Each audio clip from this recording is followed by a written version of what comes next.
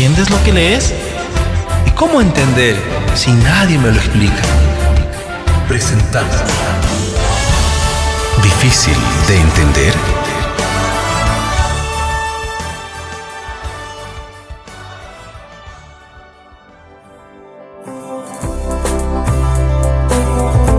El portal www.cuantos.org nos comparte la siguiente información en relación a las religiones del mundo. El cristianismo cuenta con más de 2.000 millones de fieles. El Islam con más de 1.000 millones de fieles. El hinduismo con unos 1.000 millones de seguidores. El budismo con unos 800 millones. La religión tradicional de Chile, que supera los 400 millones de personas que siguen también. Indígenas con unos 300 millones, afroamericanas con unos 100 millones, sijismo con unos 25 millones y la lista continúa. Sin embargo, lo curioso es que también existe en el mundo, según este portal, que más de 1.300 millones de habitantes no profesan ninguna religión. Mis amigos, continuamos respondiendo preguntas e inquietudes a la luz de la palabra de Dios junto al pastor Vicente Orellana, en esta oportunidad relacionados con la iglesia. Así es, el tema de hoy es la iglesia. Y sin duda, es un tema de mucha importancia. Bienvenido, pastor, y gracias una vez más por estar en nuestro programa y aceptar este desafío. Samuel, qué alegría iniciar este programa. Nuestros oyentes están contentos y hay llamadas y hay gente haciendo nuevas preguntas. Y esto me fascina, me fascina realmente. Y esperamos que este día pueda ser diferente. Vamos a tratar de contestar algunas de las preguntas relacionadas con la iglesia. Esto está serio. Muy bien, por eso la introducción que compartimos en este programa. Así es. Entonces, comenzamos con la certeza también, mi amigo, mi amiga, que al menos una de estas preguntas también es la suya. Y recuerde que nuestra oferta es que si usted desea una copia de este programa, escríbanos y será un gusto atenderlo. Antes de terminar nuestro programa, le compartiremos nuestra dirección de contacto. ¿Avanzamos, pastor? Avanzamos. Muy bien. ¿Por qué debo ir a la iglesia el sábado y no el domingo o todos los días?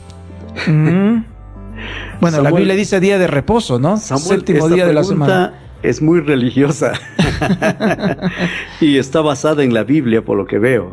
¿Me entiendes? Porque está haciendo esta pregunta una persona que sabe la Biblia. Y la pregunta es, ¿por qué debo ir a la iglesia el sábado y no el domingo? Y a él le está poniendo un punto bien definido. Está diciendo que el sábado hay que ir a la iglesia, ¿no? Y no está equivocado, ¿sabes? Quizás mucha gente que nos está escuchando en este momento va a decir, ¿de qué están hablando? Están hablando que el sábado hay que ir a la iglesia y no el día domingo. Mis amigos, la Biblia es la que responde. Y por eso quiero ir y voy a pedirles a ustedes, radio oyentes, busquen en el libro de Éxodo, en el capítulo 20, versículo 8, este es el cuarto mandamiento de la ley de Dios. Y allí nos dice, acuérdate del día sábado para santificarlo. 6 días trabajarás y harás toda tu obra, mas el séptimo día es día de reposo para Jehová tu Dios. No hagas en él obra alguna, ni tú, ni tu hijo, ni tu hija, ni tu siervo, ni tu criado, ni tu bestia, ni tu extranjero que está dentro de tus puertas. Porque en 6 días hizo Jehová los cielos, la tierra y el mar, y todas las cosas que en ellas hay, y reposó en el séptimo día. Por tanto bendijo Jehová el día sábado y lo santificó. O sea, la persona que me está preguntando correctamente. La Biblia habla que el sábado es el día del Señor. El sábado fue establecido por Dios en la creación, pero también fue puesto para el pueblo de Israel cuando fue libertado de la esclavitud de Egipto. Le dio los 10 mandamientos y los 10 mandamientos es la norma de moral de toda la humanidad. Esto no es solamente para el pueblo judío, es para toda aquella persona que cree en Dios y que quiere hacer la voluntad de Dios. Así es que mi respuesta es, debe ir a la iglesia el sábado, simplemente porque es el mandamiento de Dios. Así es, lo dice el mandamiento de Dios, y si nosotros queremos unir con otras declaraciones que ya se dijo en otros programas, en el libro de Juan, el capítulo 14, dice, si me amáis, guardad mis mandamientos, ¿no? Correcto. Avanzamos.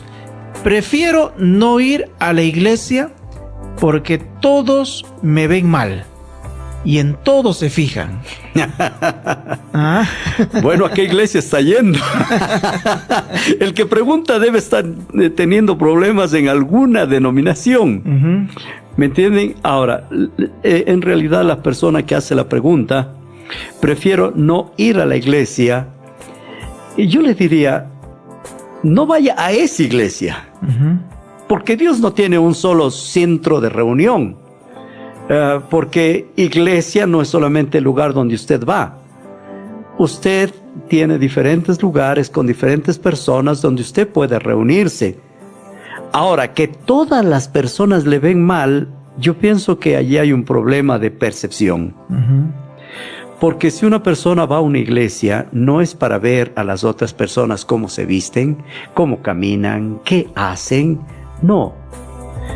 El problema en las iglesias es que las personas tienen mucho prejuicio, ¿no? Y llevan consigo sus problemas de casa, sus problemas de hogar, y esto trae problemas.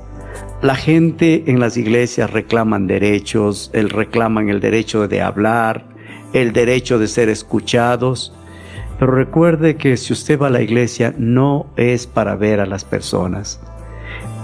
Cuando nosotros vamos a la iglesia es para congregarnos, para adorar a Dios. Si vamos a una iglesia, vaya con el sentido de adoración. Y es interesante cuando se habló acerca del estilo de vida de Jesús, que desde muy pequeño Jesús iba a la iglesia y tenía un propósito de su presencia, y era el estudiar la palabra de Dios y no necesariamente estar con que me miran o alguna cosa, como usted decía, que es una percepción, ¿no? Claro, y Jesús iba a la sinagoga desde que ya tenía uso de razón y podía estar allí. Él iba allá, pero él iba para adorar. Es verdad que todo en la iglesia, esto realmente es interesante esta pregunta, pastor, prepárese. ¿Es verdad que todo en la iglesia es un constante de lo que no debo hacer? Bueno, de paso los mandamientos, ¿no? Los mandamientos, no te harás imagen, no hurtarás. Bueno, pareciera que esto es un reflejo. Bueno, este es un tema que dice, bueno, pareciera que en la iglesia es no debo hacer. Bueno, mira, la pregunta es bastante interesante, porque casi la mayor parte de personas no les gusta la frase no hacer. En especial en este tiempo, ¿no? Donde nosotros consideramos que la libertad, y con el asunto de la libertad podemos hacer lo que nos dé en gana. Y yo te digo una cosa, hay normas que nos impiden. Y quizás la manera más simple de decirle respeta es no hagas, ¿entiendes? Por eso es que en la Biblia nosotros vamos a encontrar siempre la declaración no. Como sea, Levítico 19:16 dice, no andarás chismeando en el pueblo. Claro. Si a alguien le gusta el chisme, ¿qué va a decir? No me gusta porque me dicen que no debo ser chismoso. Pero Levítico dice, no andarás chismeando entre el pueblo. No atenderás contra la vida de tu prójimo. No estarás tratando de hacer infeliz a tu prójimo. No atentes contra la vida de tu prójimo. Entonces también vienen los mandamientos. Y si hay algo que es tan perfecto, es la ley de Dios. Y en la ley de Dios nosotros vamos a encontrar el constante no hagas. Cuando hablemos sobre la ley voy a explicar algunos detalles, pero sí quiero mostrarles un poquito, como ser Éxodo 23 dice, no tendrás dioses ajenos delante de mí. Es muy simple, ¿no? Podía decir 50, 60 palabras para decir eso, pero Dios solo dice, no tendrás. Éxodo 24 dice, no te harás imagen. Suficiente. Para el buen entendedor, ¿qué dice? Pocas palabras. Pocas palabras. Entonces, la Biblia usa pocas palabras para estas cosas. No te inclinarás ante las imágenes. Esto dice en Éxodo 25. Éxodo 27 dice, no tomarás el nombre de Jehová tu Dios en vano. Y ahí viene una cantidad de nos. ¿Cómo ser? No matarás. Usted puede decir, bueno, no le vas a matar si no hace esto, si no hace aquello. No. Dios es bien simple. No cometerás adulterio. Pero usted puede decir, bueno, es que yo no estoy adulterando, yo solo estoy mirando. Pero Dios dice, no adulteres, nada más. No hurtarás, o sea, no robes, no hagas esto. No hables mal de tu prójimo, nada más. Estos son principios. No codiciarás la casa de tu prójimo, la mujer de tu prójimo, el siervo de tu prójimo, el criado de tu prójimo, el buey de tu prójimo, ni cosa alguna de tu prójimo. Pero Dios lo dice de una manera que aparece que fuera tan fuerte, pero es bien simple. Y son verdades radicales. Dios usa el no para el beneficio de las personas. Y no porque quiere la infelicidad de ellos, sino porque quiere la felicidad. Un padre que tiene a su hijito y ve que el muchacho está yendo a meter la mano en el fuego, ¿qué le dice? No lo hagas. No lo hagas. El niño no dice, pero no me digas no.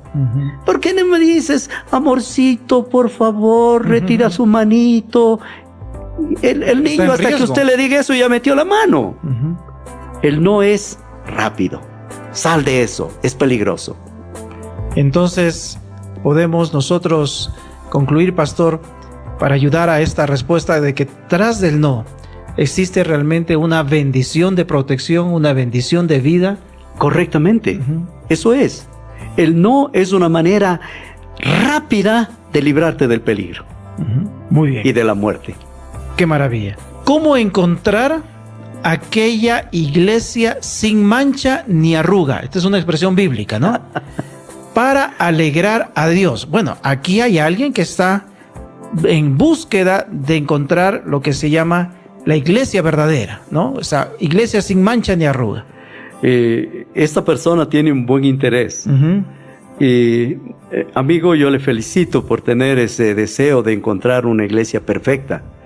Pero déjeme contestarle de una manera muy sencilla. Mientras existan seres humanos en la tierra, usted no va a encontrar una iglesia perfecta.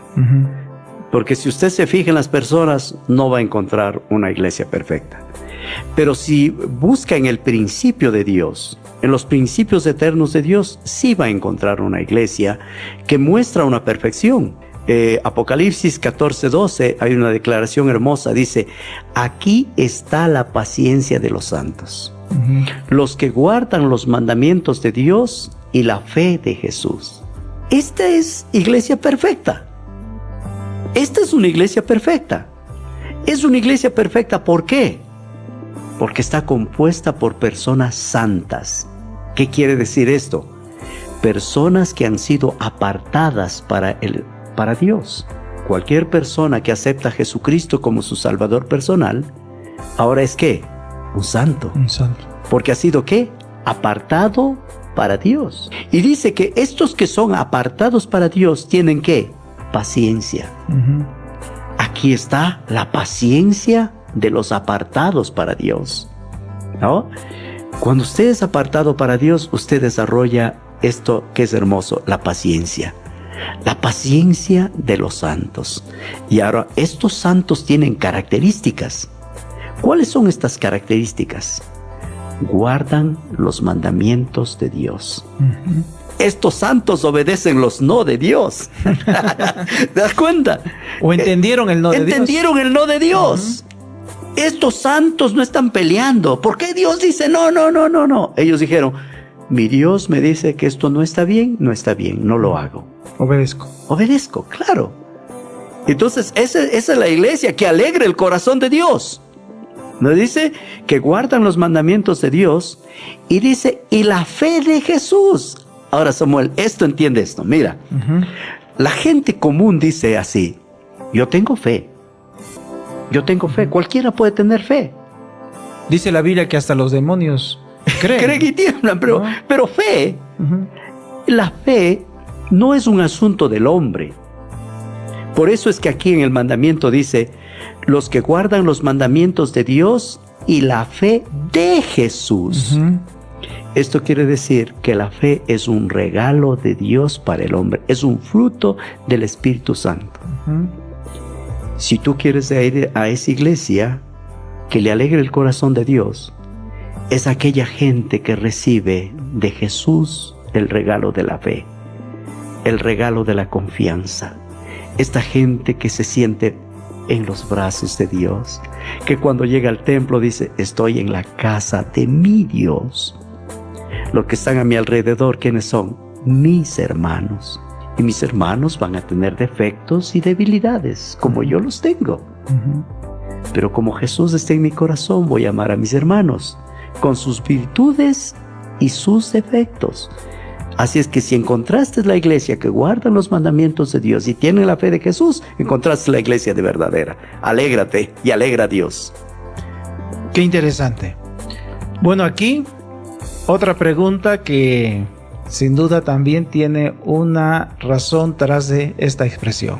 En vez de ir a la iglesia, tal vez se relaciona a iglesia en relación a templo, tal vez, templo, ¿no? templo. Dice, ¿puedo adorar a Dios y realizar un culto?